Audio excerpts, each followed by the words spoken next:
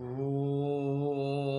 पूर्णमदः पूर्णमिदं पूर्णात् पूर्णमुदच्यते पूर्णस्य पूर्णमादाय पूर्णमेवावशिष्यते। ॐ शान्ति शान्ति शान्तिः। यं ब्रह्मा वरुणेन्द्ररुद्रमरुतः स्तुन्वन्ति दिव्यैस्तवैः वेदैः साङ्गपदक्रमोपनिषदैर्गायन्ति यं सामगाः ध्यानावस्थिततद्गतेन मनसा पश्यन्ति यं योगिनो यस्यान्तं न विदुः सुरासुरगणाः। देवाय तस्मै नमः, देवाय तस्मै नमः। ओम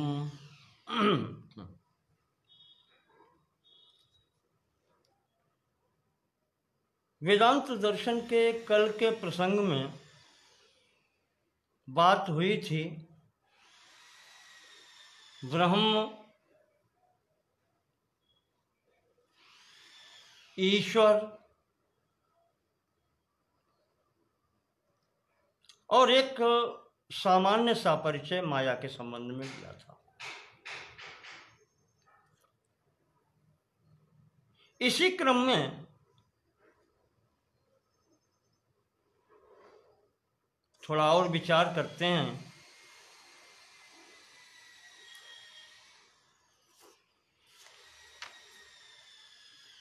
जैसे कल आपको बताया था, ब्रह्म ईश्वर की स्थिति है।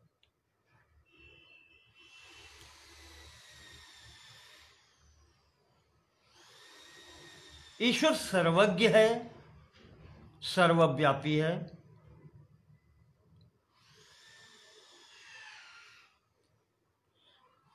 सृष्टिकर्ता है, पालक है, संहारक है। भगवान रामानुजाचार्य ने तो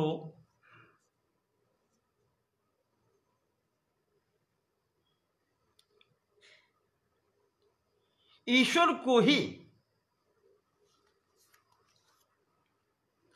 परब्रह्म और संपूर्ण सृष्टि का उपादान, कर्ता एवं संपूर्ण जीवों का नियंता माना है।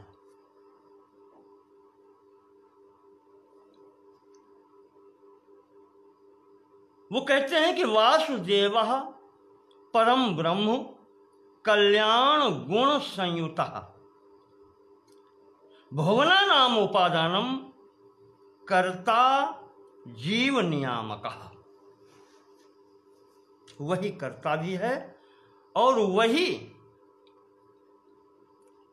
जीवों को का नियामक है।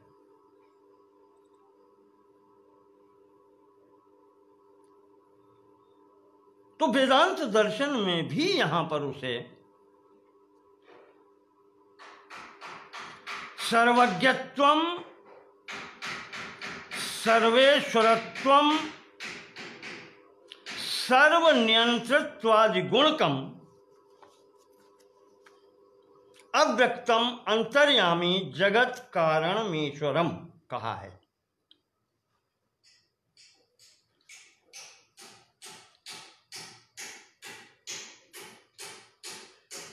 पर एक बार विचार करने की है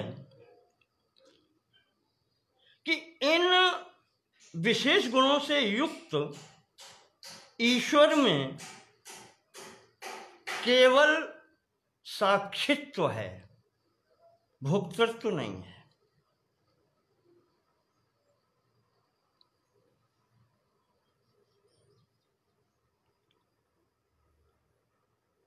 अर्थात समस्त कर्मों को करता हुआ भी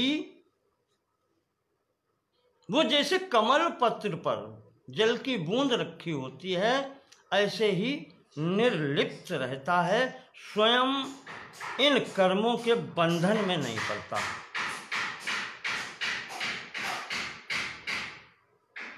तो ऐसी स्थिति में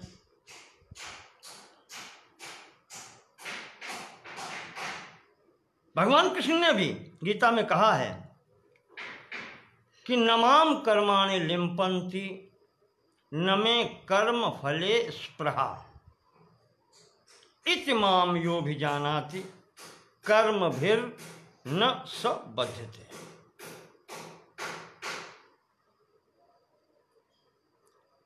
और जब वो लिप्त नहीं होता कर्मों में,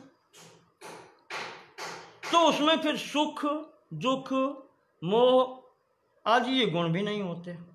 सर्वदा सदैव आनंद गुण युक्त होता है।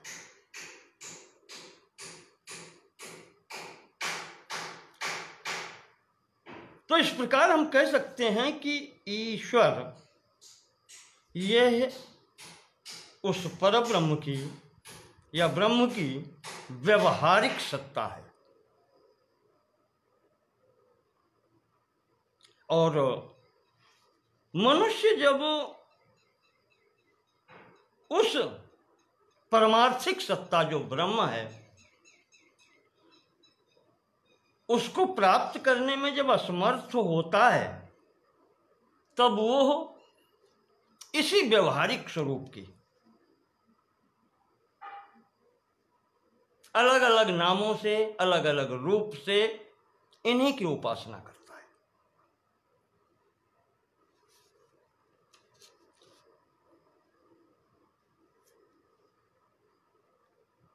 तो इससे भी ये सिद्ध होता है कि जो व्यक्ति है या जो जीव है उसका सीधा संबंध इसी ईश्वर से होता है, और ईश्वर के ज्ञान से ही वो ब्रह्म का ज्ञान प्राप्त करता है।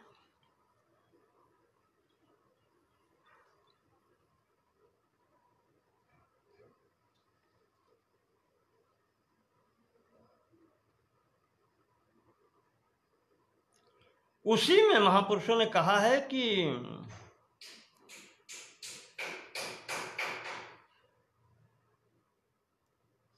माया बिंबम वशीकृत्य स ईश्वरताम व्रजेत। वो ब्रह्म ही माया के द्वारा उपहित होकर के ईश्वरत्व को प्राप्त होता है, या वही ईश्वर ऐसा कहा जाता है। तो अब माया क्या है, उस पर विचार करते हैं। ये एक ऐसा विशेष शब्द है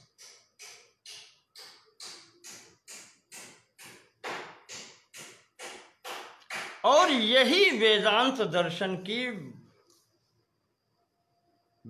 विलक्षण कहें विलक्षण विशेषता है।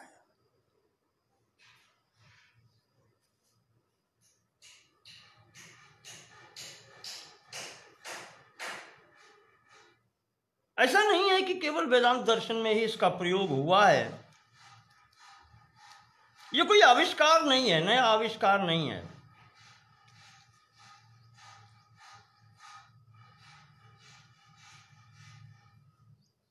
यह शब्द उपनिषदों में भी प्रयोग हुआ है। ऋग्वेद संहिता में भी आया है, श्वेताश्वतर उपनिषद, अथर्ववेद और योग वासिष्ठ जैसे ग्रंथों में भी आया है।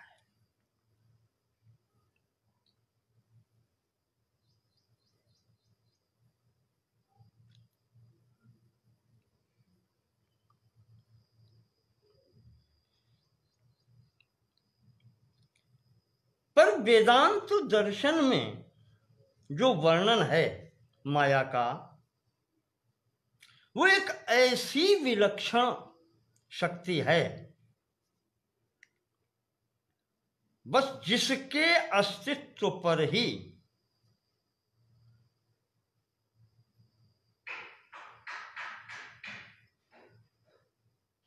कहें इसको, जो ब्रह्म सत्यम जगन मिथ्या,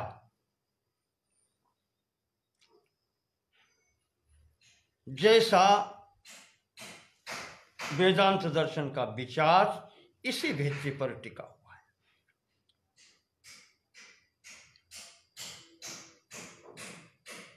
ब्रह्म सत्यम जगन मिथ्या। देखें आप, ब्रह्म जो निराकार है, गुणातीत है, इंद्रियों और समस्त साधनों से, बुद्धि से भी परे है, वो सत्य है। और जो दिखलाई पड़ने वाला है संपूर्ण सृष्टि प्रपंच, ये मिथ्या है। दोनों विरोधाभासी कथन हैं, पर इसी शब्द के द्वारा, इसी शक्ति के द्वारा ये विरोधाभासी कथन में एकत्व हो जाता है।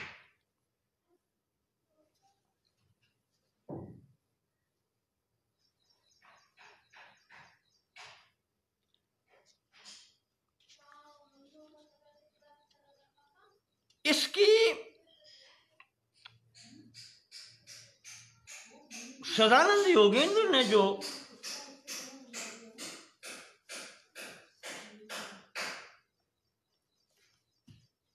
स्वरूप वर्णन दिया है, सद सद्भ्याम अनिर्वचनीयम त्रिगुणात्मकम ज्ञान विरोधी भाव रूपम यत् किंचिद इति।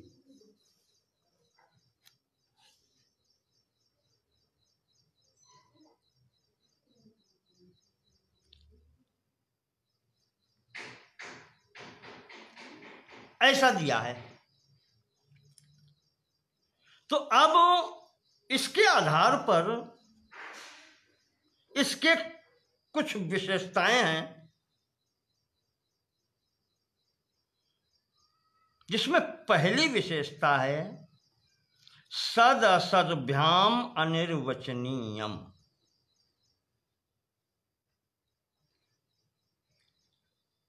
इसका अनिर्वचनीयत्व,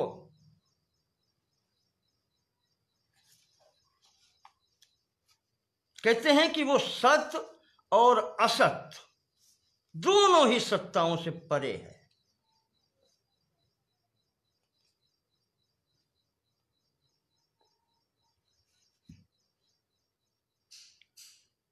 तो सत का तात्पर्य होता है जिस पर काल का प्रभाव नहीं हो, सदैव रहने वाली हो। इसी प्रकार से सीमाबद्ध न हो, यानी काल और देशगत सीमाओं के द्वारा बाधित न हो, वो है सत्य।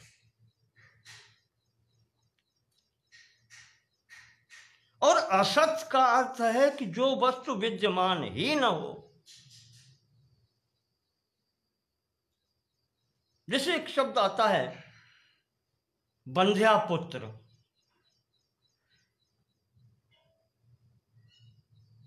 या आकाश कुसुम, ये शब्द ऐसे आते हैं जिनका अस्तित्व ही नहीं है।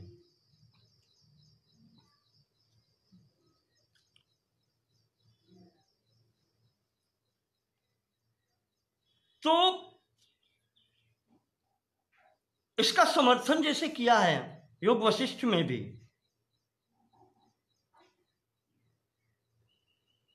गुरु और वशिष्ठ ने राम को बताया है कि ईदृशी राम मायेयम या स्वनाशेन हर्षदा। ये माया ऐसी है कि जिसके निवारण होने पर हर्ष प्राप्त होता है, प्रसन्नता, आनंद प्राप्त होता है। न लक्ष्यते स्वभावो स्वाह प्रेक्षमाणैव नश्यति।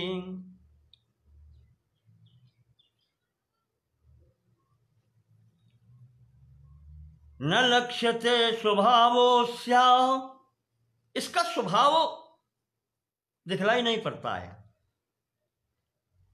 पर फिर भी प्रेक्षमाणैव नश्यति, प्रयास जब किया जाता है प्रकर्षण ईक्षणम, इसके बारे में जब ज्ञान हो जाता है तब ये अपने आप ही नष्ट हो जाती है। अब यहां पर विचार करें, अगर वो सत्य होती तो नष्ट नहीं होती,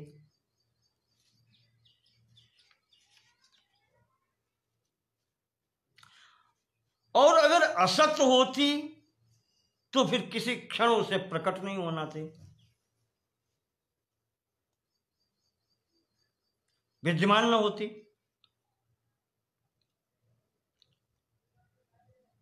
परंतु इस भौतिक जगत का दर्शन ही ये सिद्ध करता है कि इसका अस्तित्व है।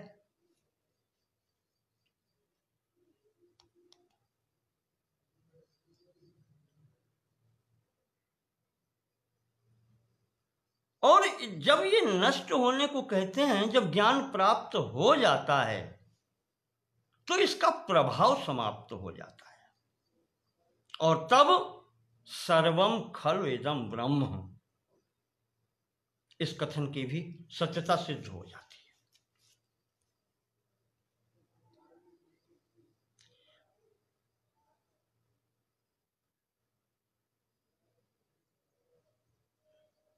तो जैसा हम पीछे बता चुके हैं कि ईश्वर की सत्ता भी इसी के कारण है,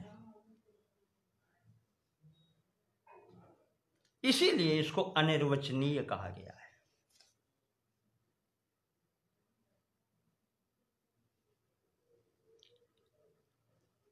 तो उस अनिर्वचनीय का यही है कि सद और असत रूप, दोनों रूपों से जिसका विवरण न दिया जा सके, वो है अनिर्वचनीय।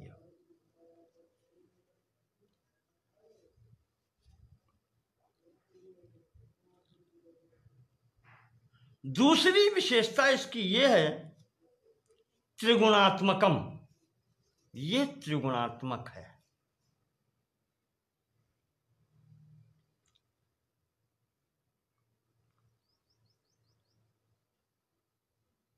जगत की सृष्टि की उत्पत्ति का मूल कारण यही माया है, और जो सृष्टिकर्ता शक्ति है उसके लिए आवश्यक है कि तीनों गुणों से युक्त हो, सतोगुण, रजोगुण और तमोगुण से युक्त हो। सांख्य दर्शन ने यही स्वीकार किया है। सांख्य दर्शन भी इन गुणों को ही सर्जक मानता है, सृष्टिकर्ता मानता है।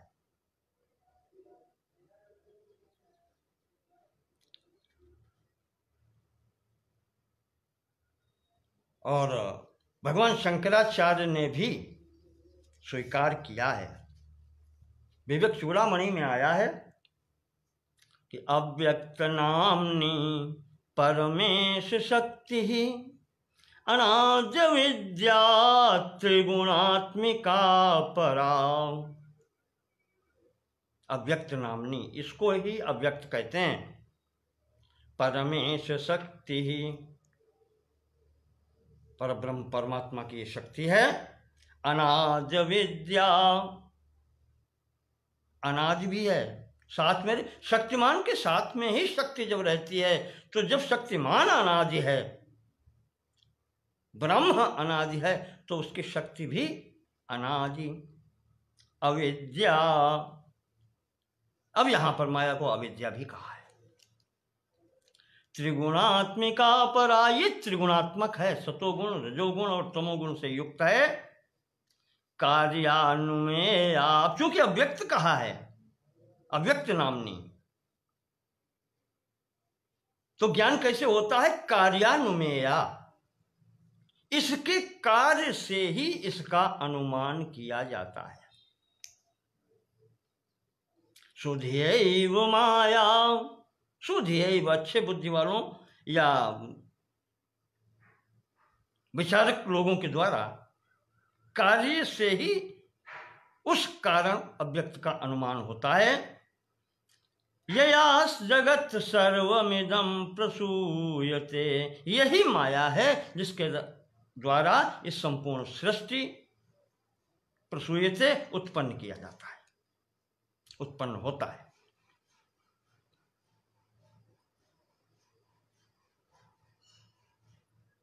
तो इसका अनुमान या इसका ज्ञान अनुमान प्रमाण के द्वारा कार्यों को देख करके जैसे कारण का अनुमान होता है, उसी प्रकार से इसका ज्ञान प्राप्त किया जाता है। तीसरी एक विशेषता ये है, ज्ञान विरोधी भाव रूपम।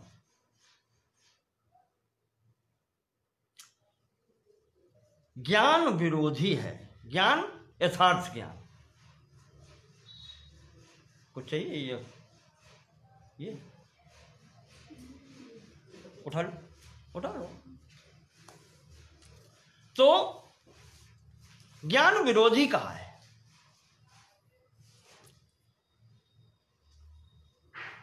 ज्ञान का मतलब यथार्थ ज्ञान, तत्व ज्ञान जिसे कहते हैं, उसकी ये विरोधी है। और विरोधी भाव क्या होता है? उसी कहते हैं अज्ञान। तो इस अज्ञान भी इसी में है। ज्ञान का ही दूसरा स्वरूप अज्ञान भी है। अज्ञान भी तो ज्ञान ही होता है। ये ज्ञान कैसे होता है कि मैं कुछ नहीं जानता? यही तो ज्ञान है। तो अज्ञान का भी भाव है। तो अज्ञान ही इसके अस्तित्व का कारण है। जैसे कहा है कि अज्ञानेनावृतम ज्ञानम तेन मुह्यन्ति जन्तवः। इस अज्ञान के कारण ही या इससे आवृत हो जाने, ज्ञान जब आवृत हो जाता है तभी जीव मोहित हो जाता है।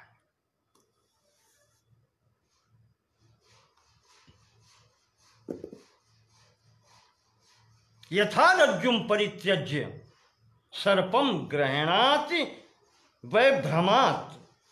ये अज्ञान और भ्रम क्यों होता है? जैसे रस्सी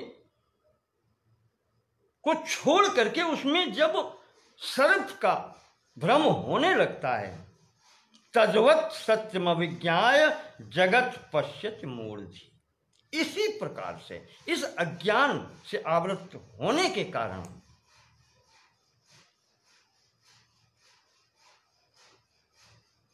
जीव को यह संपूर्ण प्रपंच सत्य दिखाई पड़ने लगता है। और जब यह अज्ञान रूपी आवरण हट जाता है तभी सर्वं खल्विदं ब्रह्म, फिर सब दिखलाई पड़ने लगता है।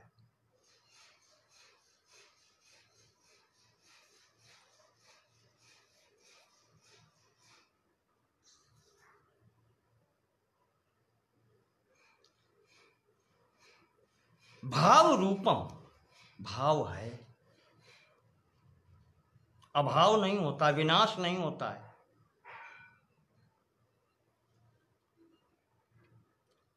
तो इस प्रकार से इसको अब यहां पर एक शब्द और जोड़ा है, अविद्या। माया को ही अविद्या भी कहा है। अव्यक्त नामनी परमेश शक्ति अनाद्य अविद्या त्रिगुणात्मिका परा। अविद्या भी इसी के लिए कहा गया है।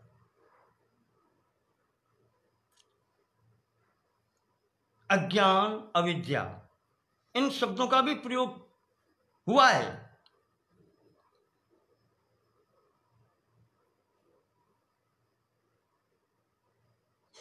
आचार्य शंकर ने ही प्रयोग किया है। एक एव परमेश्वर कूटस्थ नित्यो नाम धातु अविद्या मायया विवद नेकधा विभाव्यते। अविद्या और मायया दोनों शब्द प्रयोग किए हैं। तो कुछ विद्वान कहते हैं कि ये दोनों एक ही हैं। विद्वानों ने कहा कि शंकराचार्य जी की दृष्टि में दोनों एक ही हैं, पर स्वामी विद्यारण्य जी ने कहा है नहीं, इनमें भेद है।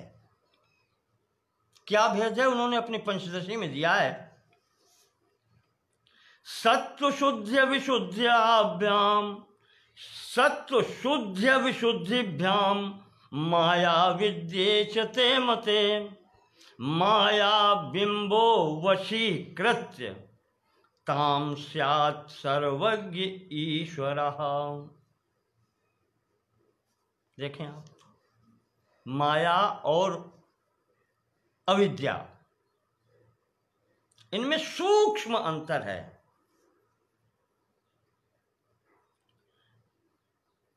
वैसे तो त्रिगुणात्मिका है माया, बता दिया, व्यक्त नामनी परमेश्वर शक्ति।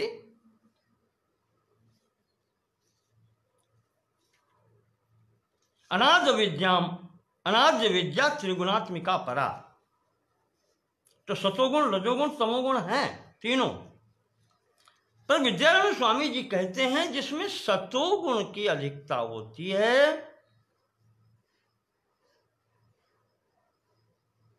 वह माया है।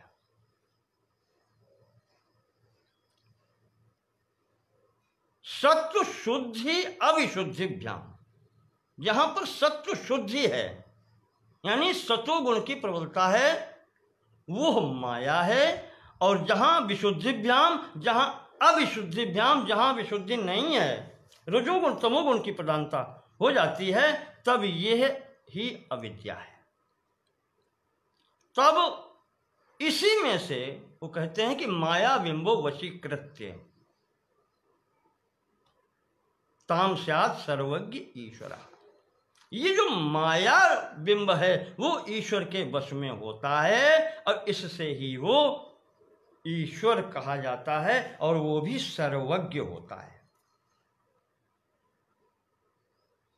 तो इस प्रकार से अगर विचार करें तो यह माया जो है उपाधि है ईश्वर की।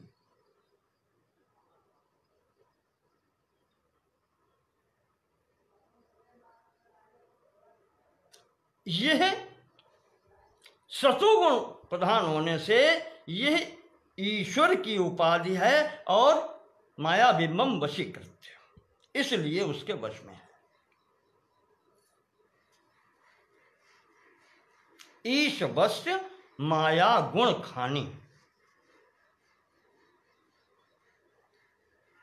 और यही अविद्या के रूप में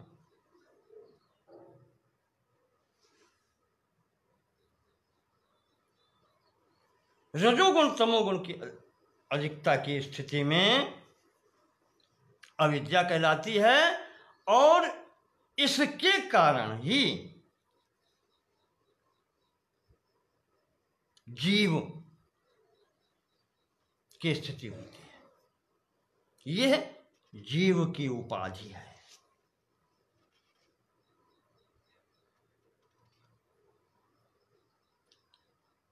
परवश जीव हो जाता है इसी का।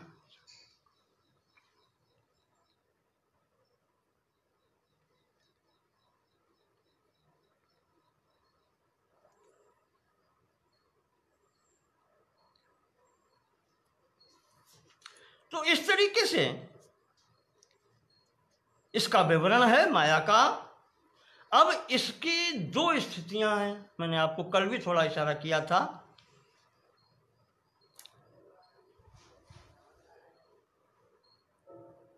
कि माया की दो प्रकार की स्थितियां हैं या शक्तियां कह लें इसको, आवरण शक्ति और विक्षेप शक्ति।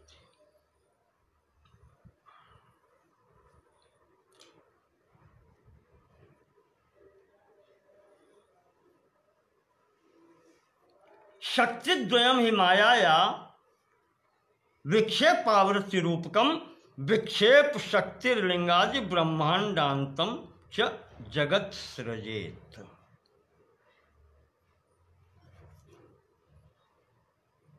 कार्य क्या है?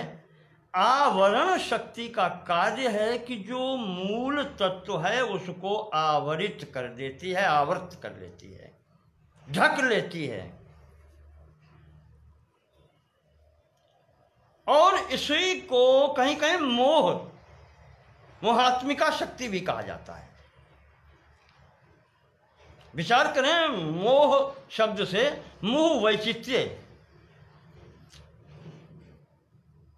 जो मूल वस्तु है वो उसका उस प्रकार से न दिखलाई पड़ना, यही मोह है। कुछ का कुछ दिखलाई पड़ना।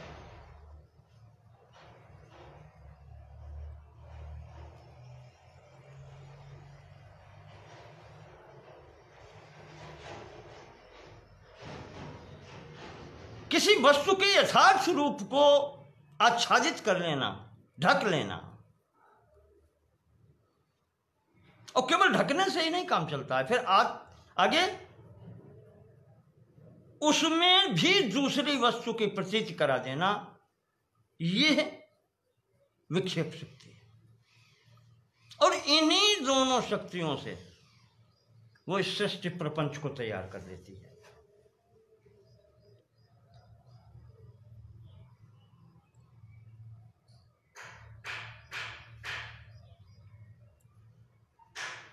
तो ये स्वरूप है माया का।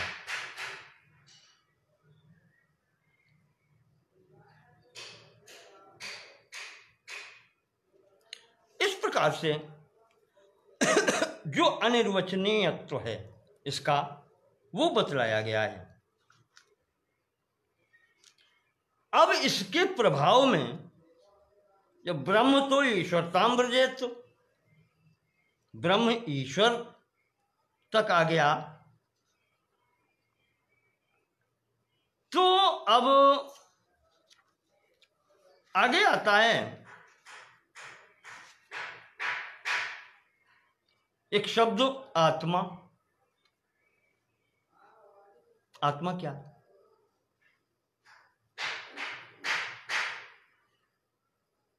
आत्मा वो चेतन तत्व है, चैतन्यांश है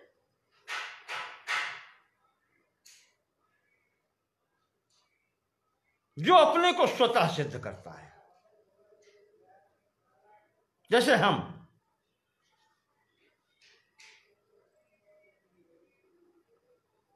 हमारे अंदर वो चैतन्यांश है जिसके कारण ही ये सारे कार्य हो रहे हैं। तो उसकी सत्ता वेदांत दर्शन ने भी स्वतः सिद्ध मानी है। इसके लिए किसी भी प्रमाण की आवश्यकता नहीं है। लगभग संसार के जितने भी दर्शन हैं इसके अस्तित्व से इनकार नहीं कर सकते। आत्मा की सत्ता सभी ने स्वीकार की है।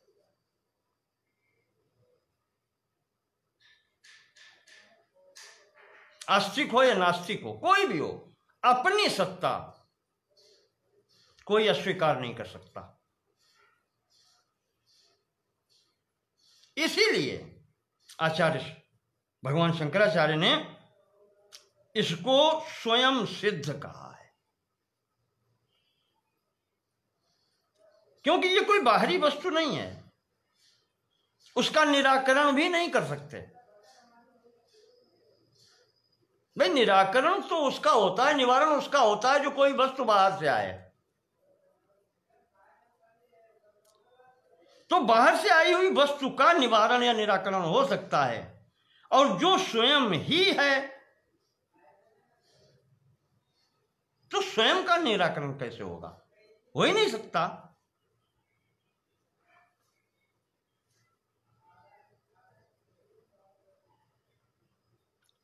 तो इस वेदांत दर्शन की सबसे बड़ी विशेषता, सर्वश्रेष्ठ विशेषता यही है कि उसने आत्मा की सत्ता के लिए कोई तर्क और प्रमाण प्रस्तुत नहीं किए हैं, वो नहीं आश्रय नहीं लेते।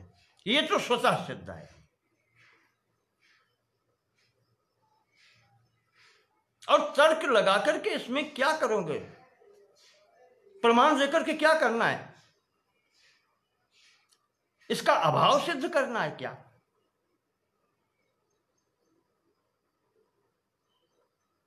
कोई विद्वान इसको भाव सिद्ध करेगा, सत्ता सिद्ध करेगा, और कोई इसको अभाव सिद्ध करेगा तर्क देकर। क्या अभाव की स्थिति बन सकती है?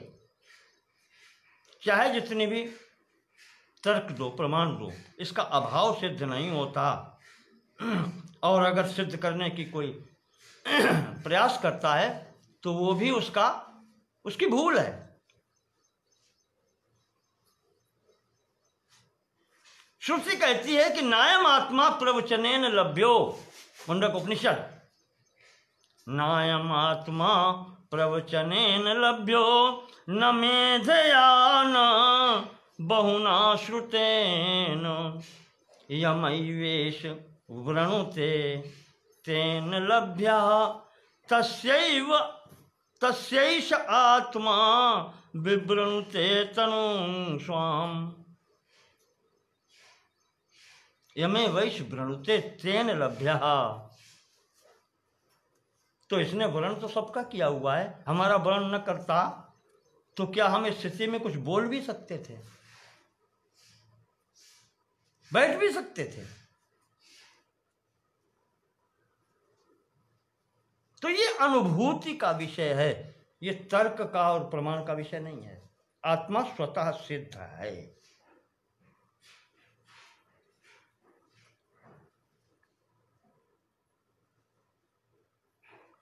और इसकी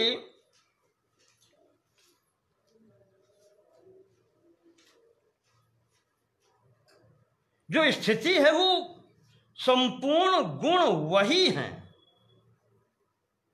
जो चैतन्य तत्व के होते हैं। ये भी ब्रह्म के तरीके उसी प्रकार से सत्य, चित्त और आनंद स्वरूप है, स्वयं प्रकाशक है।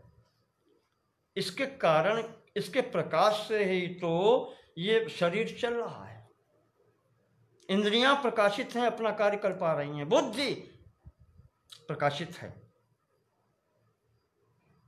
तो वास्तविक धर्म, वास्तविक गुण इसका जो है वो चैतन्यता है।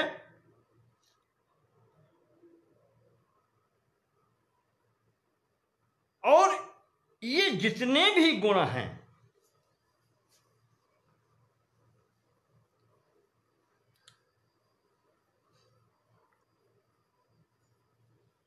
ये सब उस पूर्ण परब्रह्म के गुण हैं। और इसीलिए ये कहा गया है कि जो इसका ज्ञान प्राप्त कर लेता है वो उसको भी प्राप्त कर लेता है। अशब्दम स्पर्शम रूपम अव्ययम तथा रसम नित्यम गंधवच्छयत अनाद्यनंतम महतः परम ध्रुवम निवार्यतन मृत्यु मुखात प्रमुच्यते। ये सब प्रकार से उसी गुण वाला है। जो इसको जान लेता है वो मृत्यु से छूट जाता है। कहने का तात्पर्य वो स्वयं ही वही हो जाता है।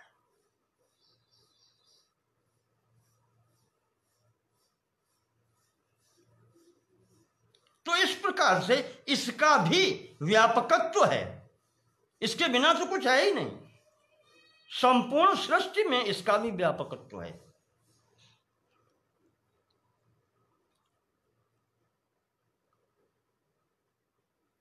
वेदांत दर्शन के मूल ग्रंथ ब्रह्म सूत्र में तो इसको बताया है कि हृदय में स्थित होकर के भी ऐसी स्थिति है इसकी।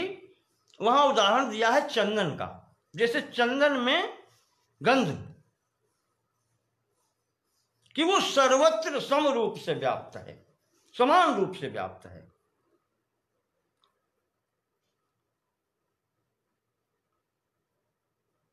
और फिर यह आत्मा तो सत्य स्वरूप है, सत्ता इसकी है। जब सत्ता न हो तो क्या है? मूंदऊ आंख कतऊ को नाई।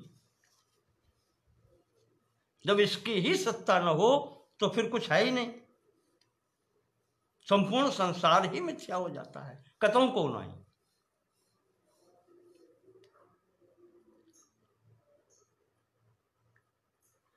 और यही जब आत्मा, मैंने कहा अभी आपसे, माया के स्थिति में माया बिंबम वशीकृत्य, तो जब ईश्वर इसको स्वीकार करता है, ब्रह्म जब स्वीकार करता है तो ईश्वर की स्थिति में आ जाता है। इसी प्रकार से यह आत्म तत्व जब स्वीकार करता है तो इसके साथ में यही जीवत्व की योग्यता प्राप्त कर लेता है, यही जीव हो जाता है। तो माया के संसर्ग से ही अविद्या, पंचदशीकार के अनुसार, विद्यारण्य स्वामी जी के अनुसार, माया ईश्वर की उपाधि है और अविद्या जीव की उपाधि है। ये अविद्या जब व्याप्त होती है तो यह आत्मा ही जीव कहलाता है। और जो संपूर्ण स्थिति में देखें तो यह आत्मा के जितने भी गुण हैं वो परब्रह्म के गुण हैं, वो फिर दोनों एकत्व सिद्ध होता है। गुणों के आधार पर इसका एकत्व सिद्ध किया जाता है। तो इस प्रकार हम कहते हैं कि जैसे परब्रह्म की व्यवहारिक सत्ता ईश्वर है, वैसे ही आत्मा की भी व्यवहारिक सत्ता जो है वो जीव है।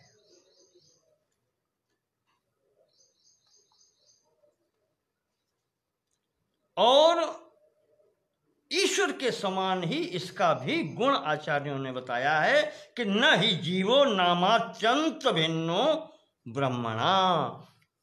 जैसे आत्मा परमात्मा से, परब्रह्म से भिन्न नहीं है, उसी प्रकार से ईश्वर परब्रह्म से भिन्न नहीं है, तो उसी प्रकार से ये जीव भी उस ब्रह्म से भिन्न नहीं है।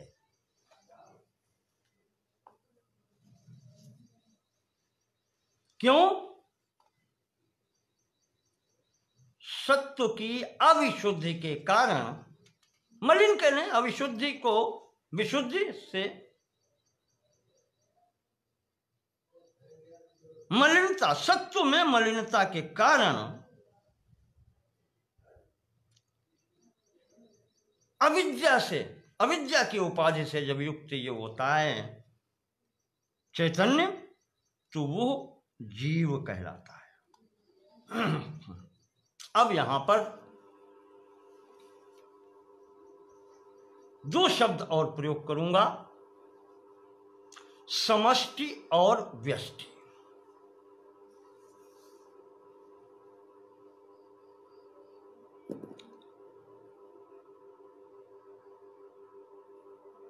चैतन्यांश आत्मा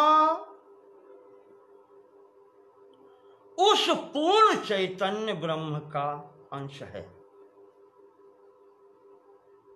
टुकड़ा काट के अलग नहीं है। मैंने कहा था कि परब्रह्म सर्वत्र व्याप्त है, सब में व्यापक है।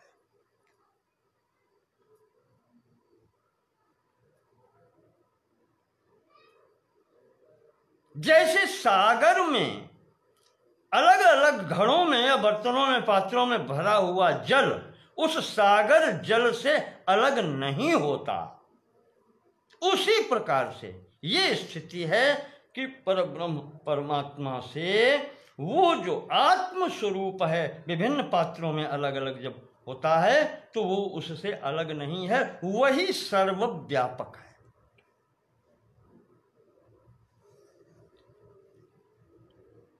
तो पात्रों में अलग होने पर यह सीमाबद्ध दिखलाई पड़ता है, यह कहलाती है व्यष्टि।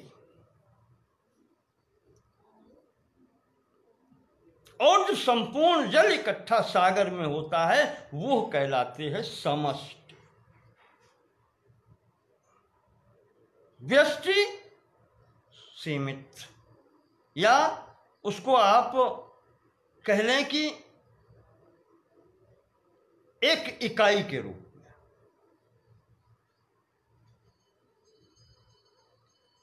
एक उदाहरण दें आप,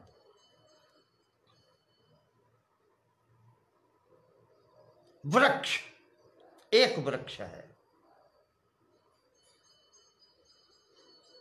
किसी का भी हो, नीम, अश्वत्थ आदि किसी का भी हो, आम, कोई भी हो, वृक्ष एक स्वयं में एक इकाई है तो वो कहलाती है व्यष्टि। पर वही जब बहुत संख्या में एकत्र होकर के जब उसकी संज्ञा वन हो जाती है, जंगल जिसको कहते हैं, अरण्य, तो यह कहलाती है समष्टि।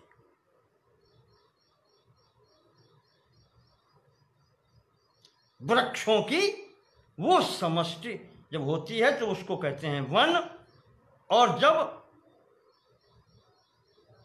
इकाई अलग अपने को सीमित करता है तो वो कहलाती है व्यष्टि।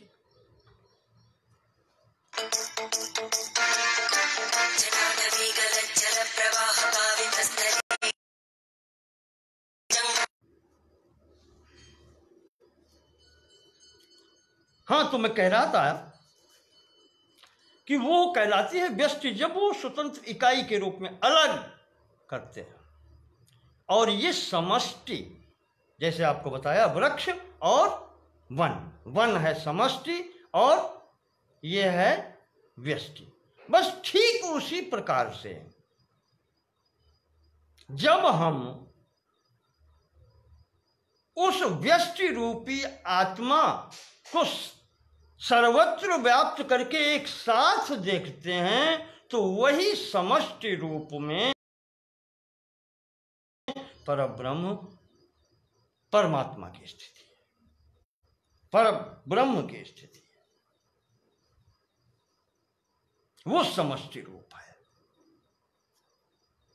यह व्यष्टि। तो ब्रह्म की समष्टि रूप ब्रह्म की जो व्यष्टि है वो आत्मा है। इसी प्रकार से बिल्कुल यही सिद्धांत के आधार पर मायोपाधि सहित ब्रह्म जो है वो ईश्वर है, वो समष्टि रूप है, और वही अविद्या उपाधि से भूषित जो आत्मा है वही जीव है, वो व्यष्टि रूप है।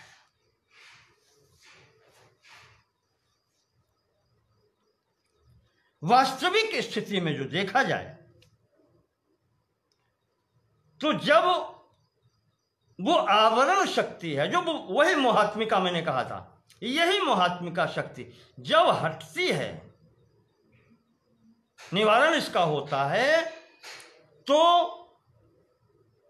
आत्मा और जीव एक ही है, और उधर ईश्वर और ब्रह्म एक ही है, वो समष्टि रूप, ये व्यष्टि रूप है।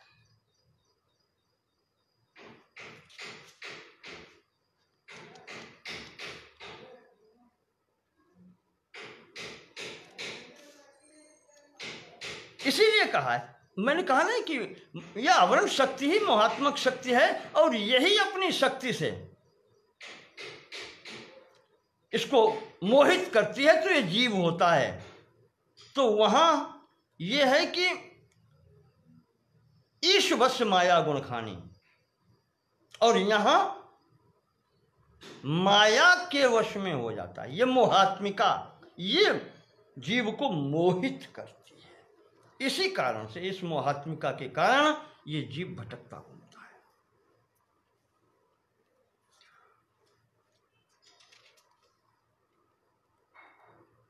इसी शक्ति से अभिभूत होने के कारण इस जीव को अपने मूल स्वरूप का भान नहीं होता। जो इसका स्वरूप है, सच्चिदानंद स्वरूप ये जो है, इसको भूल जाता है।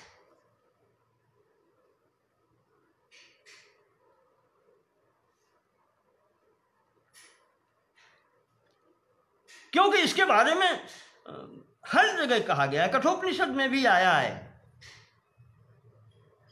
गीता भी यही कहती है कि न जायते म्रियते वा कदाचिन, न जायते म्रियते वा विपश्चिन्नायं कुतश्चिन्न बभूव कश्चित्। कठोपनिषद का अजा नित्यः शाश्वतोऽयं पुराणो न हन्यते हन्यमाने शरीरे। शरीर के नष्ट हो जाने पर भी ये नष्ट नहीं होती है। नायम हन्ति न हन्यते।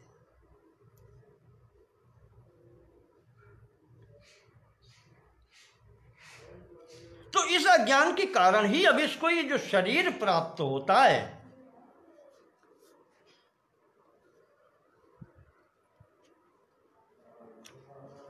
इस शरीर भी 3 प्रकार का है। जीव के शरीर की बात करते हैं, ये शरीर भी 3 प्रकार का होता है। प्रथम कहलाता है कारण शरीर।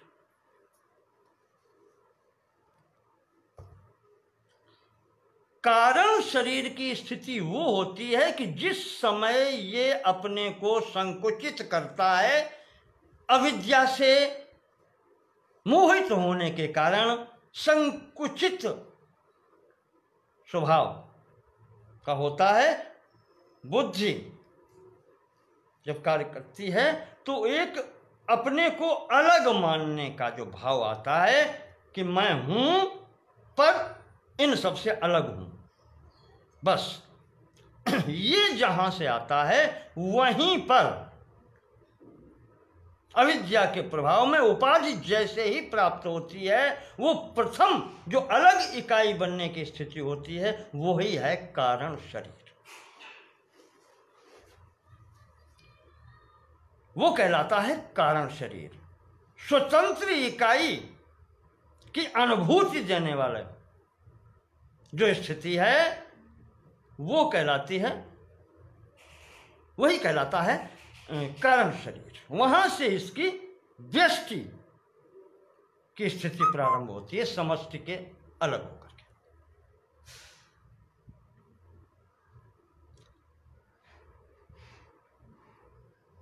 यह है कारण शरीर। इसके बाद में आता है सूक्ष्म शरीर।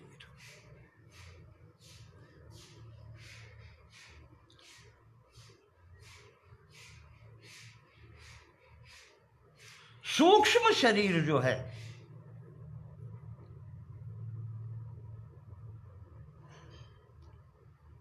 वो है कि इसमें और अविद्या के या माया के प्रभाव से जब सृष्टि प्रपंच की रचना होती है, मूल पुस्तक पढ़ेंगे जब वेदांत सार का, उसमें सब बताएंगे विस्तार से, संक्षेप में समझते चलिए। तो सूक्ष्म शरीर की स्थिति ये होती है कि जब आगे सृष्टि प्रपंच प्रारंभ होता है तो बुद्धि और मन दो, और इनसे आगे 10 इंद्रियां, ज्ञानेंद्रियां और कर्मेंद्रियां मिलाकर के 10 और पंच प्राण, 5 प्राण, प्राण अपान व्यान उदान समान। तो बुद्धि और मन 2, 10 इंद्रियां 12 और 5 प्राण, 17 तत्वों से मिलकर के जो इसको शरीर प्राप्त होता है वो है सूक्ष्म शरीर।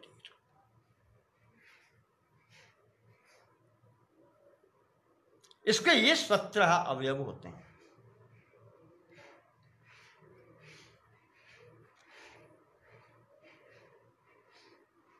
और इसके बाद में तीसरा शरीर है स्थूल शरीर, जो हम आप अपना देख रहे हैं, ये कहलाता है स्थूल शरीर। ये 17 तो इसमें होते ही हैं, और स्थूल भूत, इसमें सूक्ष्म भूत और स्थूल भूत मिला करके ये आ जाते हैं। शब्द स्पर्श रूप रसगंध, और ये सूक्ष्म भूत हैं, और इनसे उत्पन्न होने वाले जो स्थूल भूत हैं, आकाश, वायु, तेज, जल और पृथ्वी, स्थूल भूत जो हैं, इनसे जब निर्मित होता है 17 वो हैं ही, और उसके बाद में ये जब मिलते हैं, तो इस प्रकार से यह जो शरीर प्राप्त होता है, ये स्थूल शरीर कहलाता है। और इसी के आधार पर संपूर्ण प्रपंच, ये सृष्टि प्रपंच अनुभव में आता है। थोड़ा सा एक उदाहरण ले लें इसमें, ये स्थितियां अनुभव कैसे होती हैं। स्थूल शरीर का अनुभव हम सभी को हो रहा है। इस अवस्था को हम लोग कहते हैं जागृत। लौकिक दृष्टि से हम जागृत अवस्था में हैं, और इस समय जो भी अनुभव हो रहा है, जो ये शरीर हम देख रहे हैं और जो प्रपंच देख रहे हैं, यह शरीर की अवस्था जागृत अवस्था कहलाती है। ये जागृत है। और इसके बाद में जब हम सोते हैं शयन अवस्था में, उसमें एक स्थिति होती है स्वप्न की अवस्था। स्वप्न अवस्था में यह स्थूल शरीर थक कर सो जाता है। तब सूक्ष्म शरीर कार्य करता है, वो 17 तत्वों वाला बुद्धि, मन, पंचप्राण और 10 इंद्रियां। सूक्ष्म, ये सूक्ष्म है, जो दिखलाई नहीं पड़ता, पर ये कार्य करता है। स्वप्न सबने देखे होंगे। स्वप्न में जो कुछ भी आप देखते हैं, ये सब इस सूक्ष्म शरीर की कारगुजारी है। ये अनुभूति इस सूक्ष्म शरीर की स्वप्न अवस्था में होती है।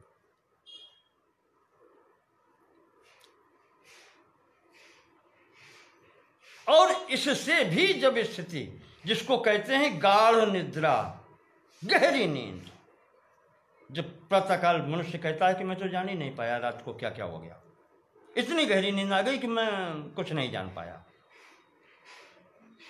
वो सुषुप्ति कहलाती है। सुषुप्ति की स्थिति में क्या होता है, ये सब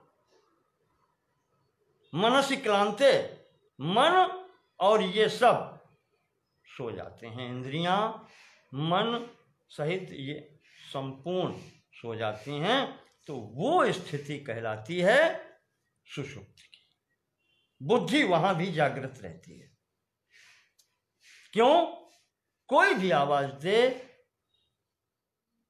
तो होती है। नाम लेकर के आवाज दे, वैसे दे, अपने अस्तित्व का भान कराती है। वो गाढ़ निद्रा में भी व्यक्ति का नाम लेकर के पुकारा जाए तो वो अपने अस्तित्व का भान कराता है कि हाँ मैं हूं। ये है कारण अवस्था का। और जब ये भी समाप्त हो जाता है, वो मूल अवस्था जो कही जाती है, चतुर्थ अवस्था या तुरीय अवस्था, उसी को कहते हैं, जहां पर ये भी स्वतंत्र अस्तित्व, फिर तो मैं ही मैं हूं, जहां देखता हूं वहां मैं ही मैं हूं, वो तुरीय अवस्था होती है। और उसी को प्राप्त करने के लिए सभी साधन किए जाते हैं। जहां पर अज्ञान विनष्ट हो जाता है तो स्वतंत्र होने का भाव भी समाप्त हो जाता है, मैं समाप्त हो जाता है, अहम समाप्त हो जाता है। वो स्थिति वहां बनती है। तुरीय अवस्था उसको कहते हैं जहां पर जागृत, स्वप्न और सुषुप्ति इन तीनों अवस्थाओं की स्थिति समाप्त हो जाती है। और वही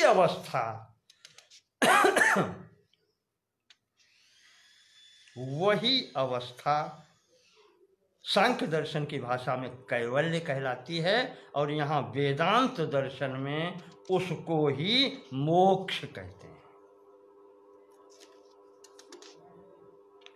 वही अवस्था मोक्ष कहलाती है, तुरीय अवस्था को प्राप्त कर लेना। अपना ज्ञान प्राप्त कर लेना, और जब ज्ञान प्राप्त हो जाता है तो वह अज्ञान स्वतः नष्ट हो जाता है। संपूर्ण सृष्टि प्रपंच का अपने आप बाध हो जाता है, निराकरण हो जाता है और स्वस्वरूप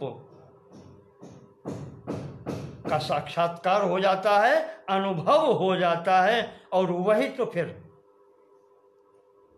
ब्रह्म आत्मा का एकत्व की स्थिति हो जाती है। जब ज्ञान प्राप्त हो जाता है, ज्ञान वही ज्ञान है जो एकत्व की अनुभूति करा देता है।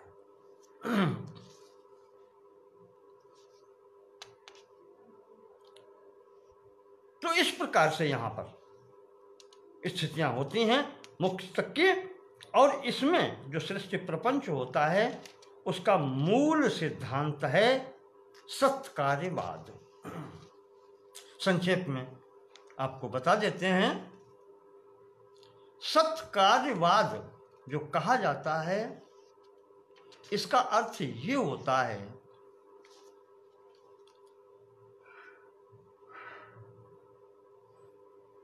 कि कारण में ही कार्य की उपस्थिति है।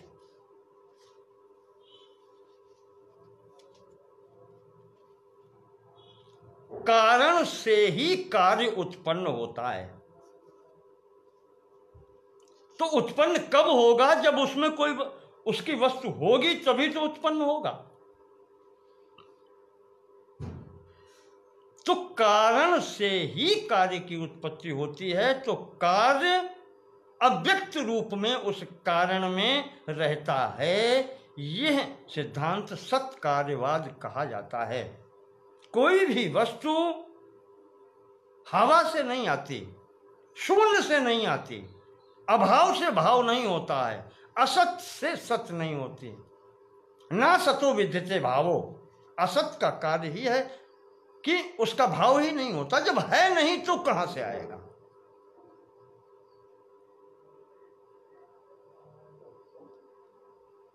तो यहां कारण में ही कार्य का भाव है। यह सत्कार्यवाद कहलाता है।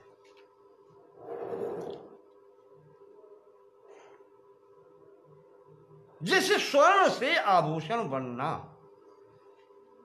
सोने से आभूषण जब बनाते हैं तो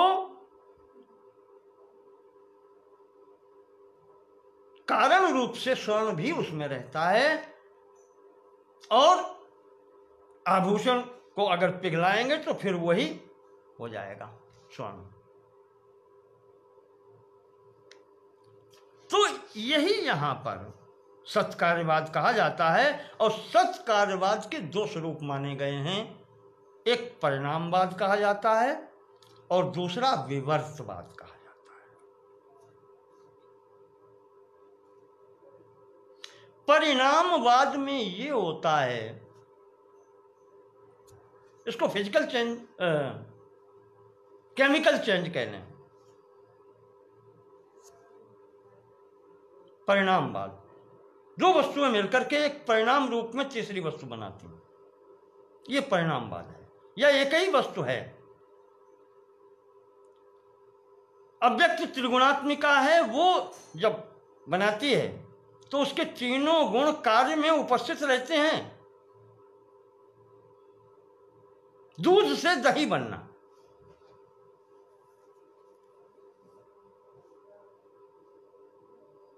यह परिणामवाद है।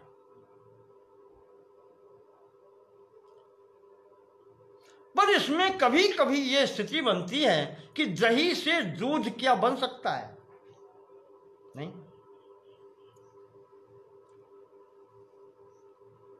तो यहां वेदांत दर्शन में जो सिद्धांत स्वीकृत है वो है विवर्तवाद। अद्वैत वेदांत का भगवान शंकराचार्य जी ने इसको विवर्तवाद कहा है। जैसे महासागर में, समुद्र में जल है, जल में लहरें उठती हैं, तो वो लहरें वास्तविकता में जल ही हैं। ये जल का विकार कहा जाता है, विवर्त कहा जाता है। सोने से आभूषण बनना ये स्वर्ण विकार है, स्वर्ण का विवर्त है। मूल रूप में फिर वहीं आ जाएगा। गला दें या लहरें समाप्त हों समुद्र में तो वो जल ही जल है। तो यहां विवर्तवाद,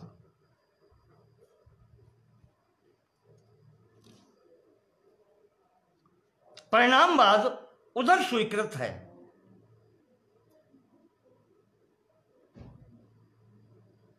न्याय, वैशेषिक, सांख्य,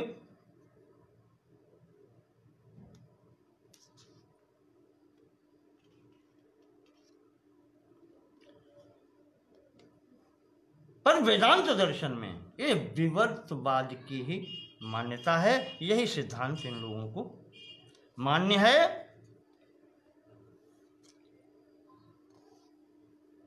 तो इस प्रकार से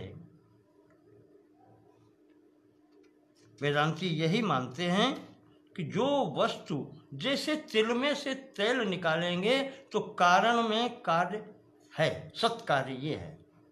बालू से नहीं निकल सकता, लेकिन तिल में से निकलेगा। क्यों? बालू में तेल नहीं है, तिल में तेल है। तो ये सत्कार्यवाद है। तिल से ही तेल प्राप्त हो सकता है। तो ये यहां पर थोड़ा सा कार्य कारण का विवरण मैंने आपको दिया, और इसके बाद में मोक्ष का मैंने आपको बता ही दिया।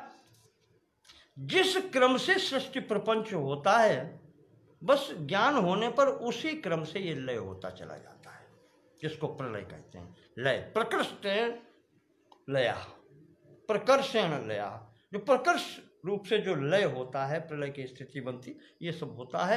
तो वो इसी आधार पर यहां पर सृष्टि उत्पन्न होती है और लय होती है। इस प्रकार से मैंने आपके समक्ष जो मुख्य शब्द थे या एक संपूर्ण दर्शन के जो मुख्य मुख्य बिंदु थे उनके विषय में आपको बताया। तो इस तरीके से यहाँ पर बात पूर्ण होती है। तो मैं यहाँ पर स्थगित करता हूँ। अब अगले अंक में आपको फिर हम मूल पुस्तक जो वेदांत सार की है सदानंद योगींद्र जी की, उसको लेकर के चलेंगे और उसके लेकर के एक एक वाक्य उसके संबंध में यथामति वदामिते। मुझे याद आ जाता है नारद जी ने जब प्रश्न पूछा है देवी भागवत में ब्रह्मा जी से कि आपसे बढ़ के कौन मिलेगा, तो उन्होंने वहां पर कहा है कि सम्यक नाहम विजानामि यथा मति वदामि ते। क्योंकि ब्रह्मा जी ने वहां अपनी स्थिति बताई है कि ये जो कारण शरीर वाला है, कहा यही मेरी स्थिति है, मैं इसी शरीर में रहता हूं। ये सूक्ष्म जो शरीर का, ये मेरी स्थिति है।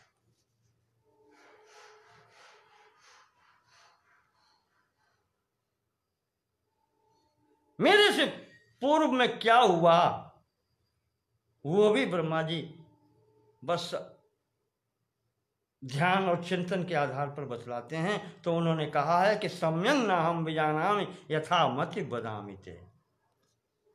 देवी भागवत के 3 स्कंद में 7वें अध्याय में प्रारंभ में ही आया है, जब नारद जी ने प्रश्न किया। तो इसी तरीके से मैं भी यही कहता हूं कि यथामति वदामि। बहुत बहुत धन्यवाद। आपने सुना। कल से मैं मूल पुस्तक पढ़ने का प्रयास करूंगा। धन्यवाद।